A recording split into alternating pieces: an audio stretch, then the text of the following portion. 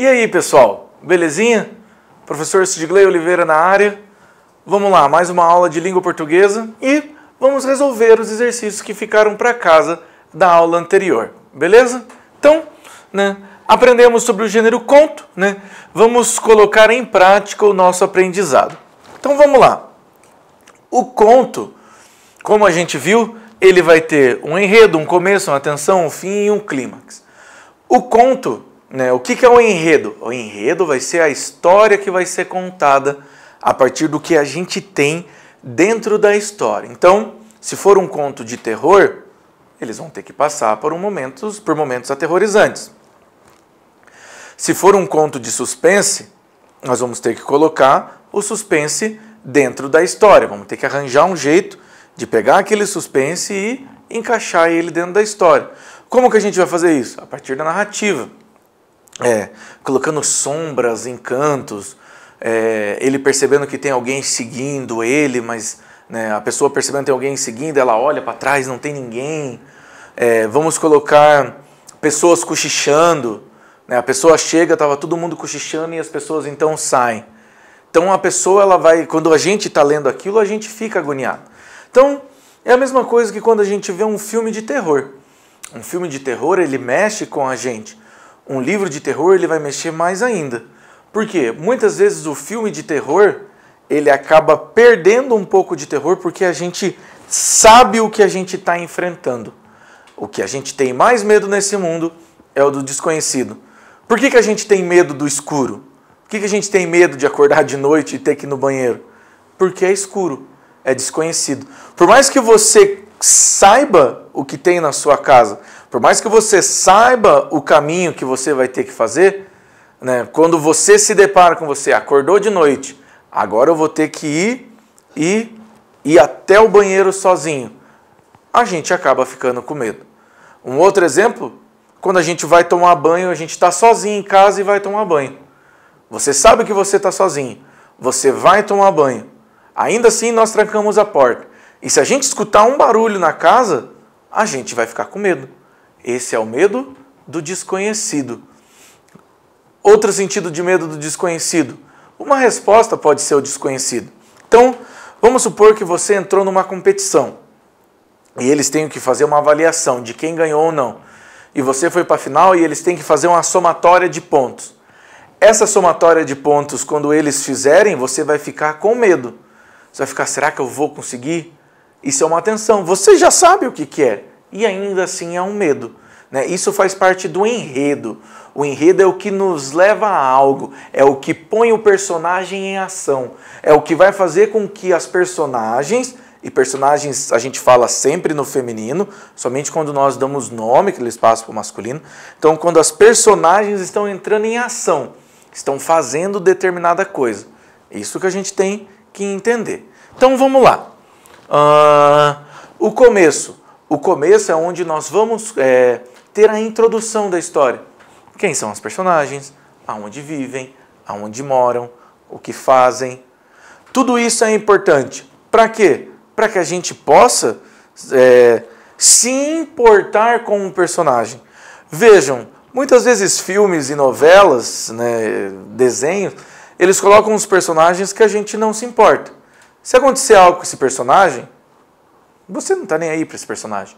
Agora, a partir do momento que aquele personagem ele é bem desenvolvido e acontece algo com ele, nós passamos a nos importar. Vou usar um exemplo aqui, não muito... Da época de vocês, mas Narutinho, Eu sou uma pessoa que gosta de Naruto. Tava lá eu assistindo Naruto, bem faceiro, bem feliz, e eu era muito fã do professor do Naruto, do mestre do Naruto, que era o Jiraiya. O Jiraiya morreu. Gente, aquilo ali acabou comigo. E isso que, não me orgulho muito, mas eu já tinha lá os meus 18 anos de idade. Então eu assisti aquilo e falei, caramba, como assim mataram o Jiraiya? Pô, que vacilo. Por quê? O personagem foi bem desenvolvido, tinha uma história e tal, a gente acaba se envolvendo, beleza? Tensão. A tensão é quando a gente tem um conflito entre os personagens e o que eles vão estar enfrentando. Então é aquele momento que você tem que sentir medo pelo personagem.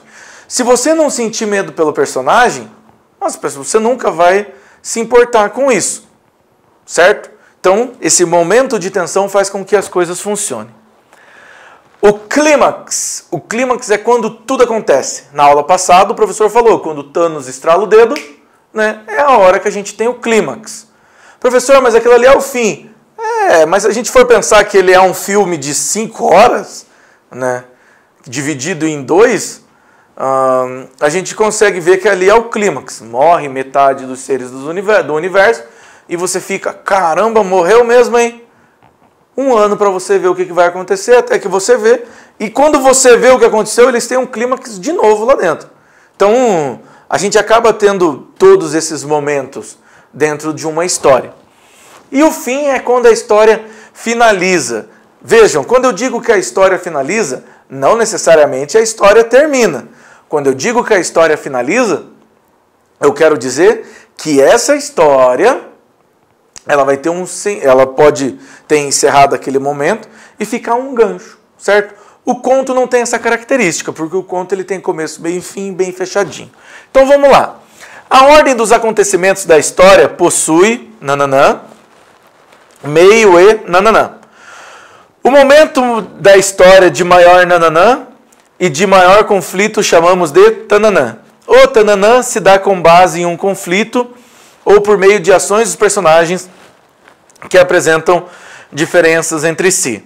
Então, né, a ordem dos acontecimentos da história possui começo, meio e fim, certo?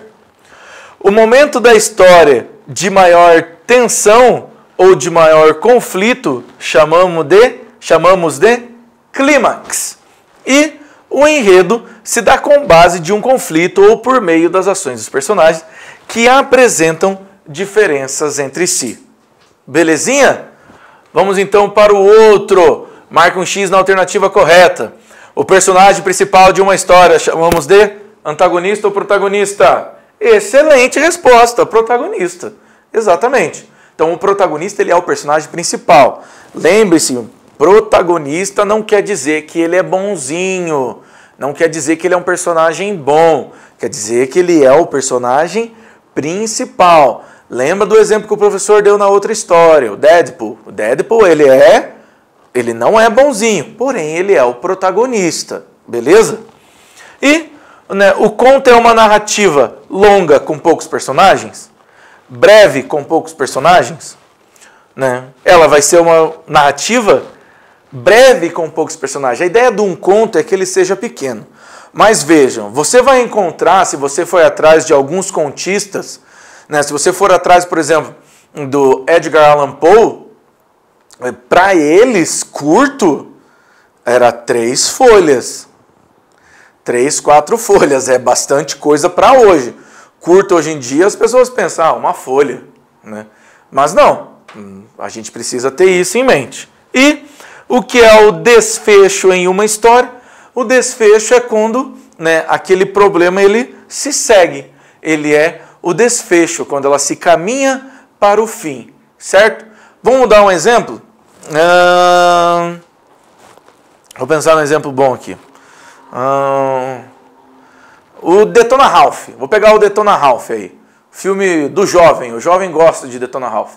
Então, você vai ver lá o Detona Ralph. Depois que ele salva a Vanellope, né, que eles estavam lá no Candy Rush, ele salvou a Vanellope, ele segue a vida dele no jogo dele, ela segue a vida dela no jogo dela.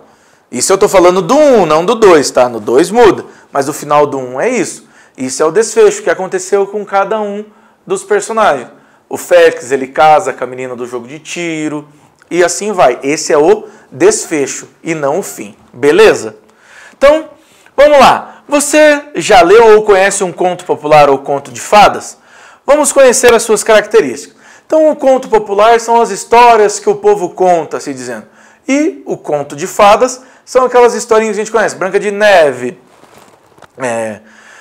a Bela Adormecida, né? Todas aquelas histórias da Disney, certo? Então, circule as características referentes ao conto popular. Vai!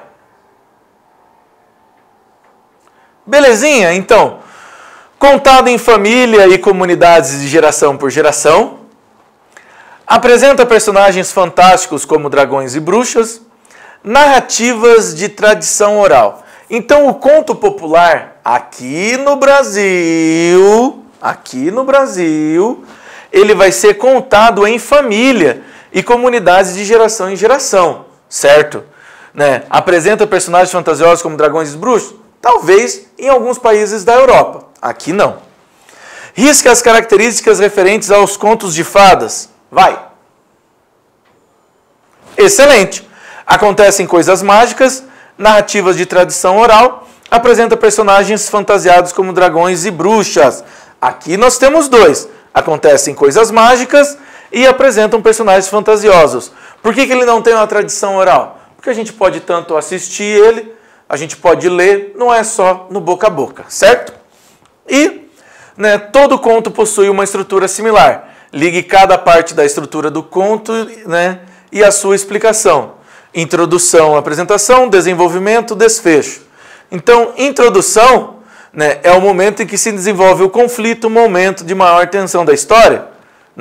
Esse é o desenvolvimento ou a complicação. Então, ligamos esses dois. O desfecho é quando o conflito se resolve e os resumos finais da história são aplicados. Ligamos esses dois. E a introdução é a apresentação que será desenvolvida. Colocamos esses dois. Belezinha? Pessoal, temos aqui a nossa lição de casa. Pausa aí, copia.